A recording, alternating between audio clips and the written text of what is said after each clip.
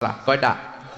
নামাজে মনোযোগায়ন কিভাবে করবেন? 5টা টিপস খেয়াল করে রাখেন কিভাবে নামাজের মনোযোগ বৃদ্ধি করবেন। টিপস নাম্বার 1, সল্লু সলাতান মুআদ্দিয়া, বিদায়ী নামাজ পড়বেন। মনে করবেন হতে পারে আজকের এই নামাজটাই আমার জীবনের শেষ নামাজ।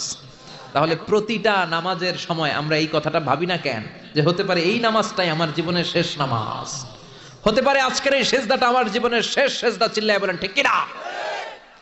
বিশ্বনবী শিখায় দিলেন মনোযোগায়নের প্রথম পদ্ধতি।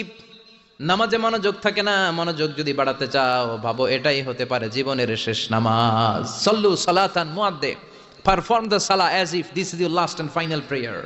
এমন ভাবে নামাজ পড়ো মনে করো এটাই হতে পারে জীবনের শেষ নামাজ। আজকে থেকে প্রত্যেকবার আল্লাহু আকবার বলার সময় এটা ভাবতে পারবো না আমরা যে হতে পারে এই নামাজটা আমার শেষ নামাজ। এই চিন্তাটা মাথার মধ্যে রাখার দরকার আছে না নাই? সাহাবারা যখন মরুভূমিতে নামাজ পড়তে দাঁড়াতেন, আকাশের পাখিগুলো এসে সাহাবাদের মাথার মধ্যে বসে যেত। মরুভূমির পাখিগুলো মনে করতে এগুলো খেজুর গাছ। কি মনে করে বসতো? কথা বলে না, জোরে কন।